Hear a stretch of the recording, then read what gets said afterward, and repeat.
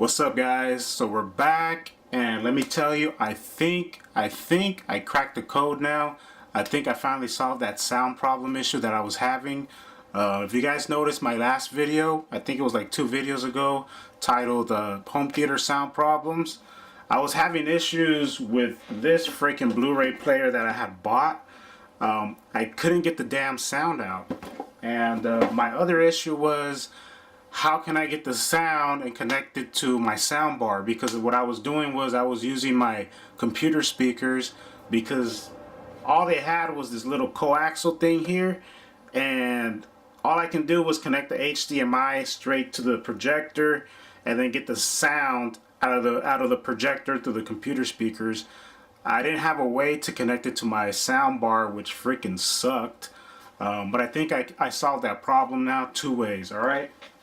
So the first way is I actually played around with the settings a little bit on this little Blu-ray right here, and so that helped a lot. So I'm going to go ahead and show you what I did. I messed around with the settings here, the audio settings, so I'm going to go up to setup. Alright. And we're going to go down to audio settings.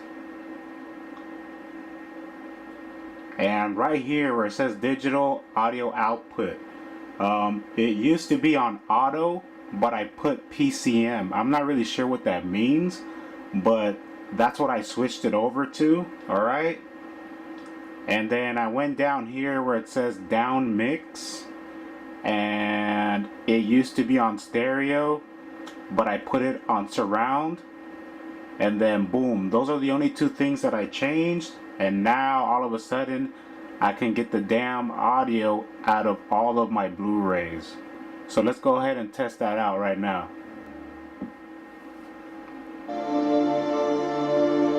Alright guys, so now after messing around with the settings, the audio settings, as you can hear, you can clearly hear the sound coming out now.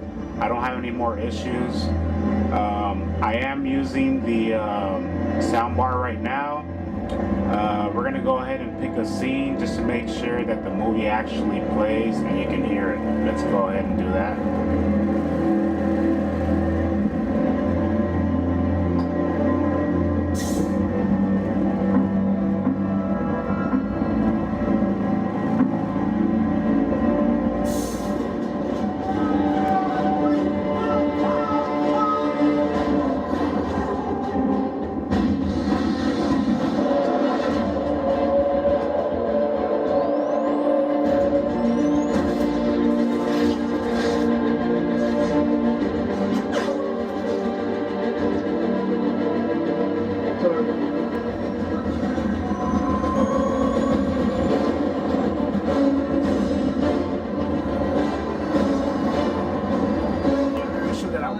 Though was, how was I going to get the sound out of my freaking sound bar, because the computer speakers are just a no-go when it comes to home theater.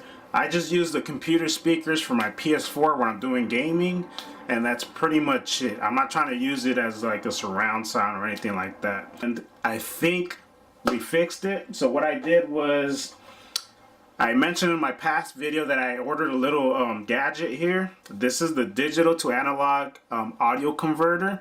I got this thing off of Amazon. Let me get a close-up here for you guys. So as you can see right here, digital to analog audio converter right here. This thing was about 20 bucks. I got it off of Amazon. Let me give you a little closer look right there. This is the back right here, and this is exactly what I needed right here. So these 2 little colored things right here, this is the analog. This is what I use to connect my sound bar right here. And this one right here, this is the coaxial connection. And here's the optical right here. And actually this thing is pretty cool because it came with an optical cable and it came with the coaxial cable. So yeah, this is how I connect it now, right to my sound bar. I can get the sound out of this Blu-ray player straight to the sound bar, no problem. And I'm going to show you a little close-up of how I do that. Alright, let's check it out. Alright guys, so here's the setup right here. This is the setup that I was having issues with. Because of this new Blu-ray player that I got, the only thing it has for audio is the coaxial digital out. But I can't connect this to my sound bar. Let me zoom in here. So this right here is why I couldn't connect it to my sound bar. As you can see, it doesn't have anything for coaxial, all right, or an HDMI, which sucks. But it does have this thing right here, the optical, right here, the optical input. But unfortunately, as you guys can see, it only has the coaxial. There's no optical input here, so that doesn't work. So what I did was I found this little guy right here on Amazon, which I just told you guys was the digital to analog audio converter, and I'm going to show you how I connect it. Alright guys, so here's the analog connection right here. These are connected to my sound bar, so I just connect these. Alright, pretty simple. Alright, now this Blu-ray player uses a coaxial, and fortunately for me, this thing actually came with an actual coaxial cable here. So I just go ahead and connect this, alright, and then connect the other end here, which I'm going to show you. I'm just going to connect this end right here to the Blu-ray player, and boom. So check it out. Now I have everything connected here. And so this is how I get the audio out of the Blu-ray player to my sound bar right here. Alright, so boom, there you have it guys, right there. Here's my sound bar, and this coaxial cable right here that came with the gadget connects straight over here to the coaxial input right here for my Blu-ray. And this is how I get the sound converted over to the analog sound bar right here. So now I'm good with the audio. How do I get the picture out? Simple. I just use this HDMI connection down here, and I connect it to my projector, and boom, we're in business. Now I have the sound bar, way more powerful audio instead of using my computer speakers, which is awesome. This thing works miracles, guys. This thing is freaking awesome. So that solves this issue right here, alright? Then we have the PS4 and the Xbox issue, which I'm going to get to right now. Alright guys, for those of you that do gaming on projectors and you're having the same issue with inputs on your projectors, there's just not that many options. This was the solution for me, so I'm just going to share that with you. Here's the difference between the PS4 Slim and the Xbox One S, alright? As you can see right off the bat, the PS4 Slim only has these three right here, these three inputs right here. Look at how many inputs the Xbox One S has, alright? So check this out. Over here, there's no audio inputs. For some reason, they took it out for the Slim version. I think the PS4 Pro does have an optical input. This one does not.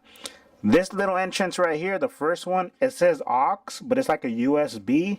I don't really know what that is. This is the HDMI, and this is the LAN connection for the internet, and that's all it has. Alright, now if we move over to the Xbox, you've got two HDMI, two USBs, and then this thing right over here, this is the optical right here. This is the optical to get the sound out. And now that I have this gadget right here, luckily too, this little gadget, which is pretty cool, also came with the optical cable right here. So it came with the coaxial, and it came with this thing right here. So as you can see right over here, guys, this is the audio input right here. This right here is the optical. The little gadget came with the optical cable too here, which is pretty nice. So I'm just gonna connect this real quick, and boom, we're in business. I could get the audio out straight to the converter, connected straight to my soundbar, no problem. So unfortunately, I cannot connect my PS4 Slim to my soundbar because there's just no connections back here. I'm fine playing with this on the TV. I just connect it with the HDMI, and I can just connect my soundbar to the TV, no problem, and get the sound out like that. But the problem is I want to game on my projector, and this thing does not really allow me to do that because it's missing audio inputs back here. Alright, but with this thing right here, I have been able to play video games and getting the sound right out of the sound bar, no problem using the new gadget. So I just connect these two. All right, boom, right there, and just connect it over here. Boom. So now we're in business. All right, and then I just connect the Xbox to the projector with the HDMI, and I just connect the sound bar via analog to the gadget right here, and boom, we're in business. So it's that simple. I'm having way less issues with this, no issues at all actually, with this thing right here, using this thing. But with this thing, I'm still struggling. I'm still using the computer speakers for this one. So I'm just gonna have to deal with that. But yeah, this is the solution so far, guys. At least I can still get the sound out of the Xbox One S, which is pretty nice. Definitely enjoying all the connections that it has right back here.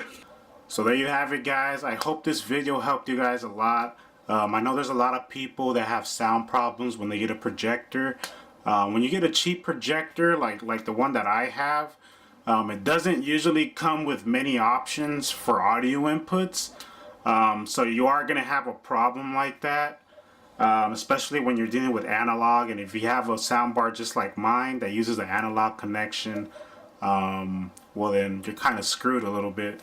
But it does come with the optical, and you can get one of these little converter boxes that I just showed you guys. Amazon, about 20 bucks. This thing saves lives. This thing is freaking awesome. Go out and get one of these if you're having sound problems like the ones that I was having. Alright guys, so yeah, pretty happy now. Finally I get to watch Blu-rays on my new Blu-ray player. At first I thought it was defective, but I guess it wasn't. Finally fixed the issue, so I'm happy with it now. Finally get to enjoy my new release titles. So yeah, I think we're good for now. So that's gonna do it for me, guys. Finally fixed the issue, so I'm happy now.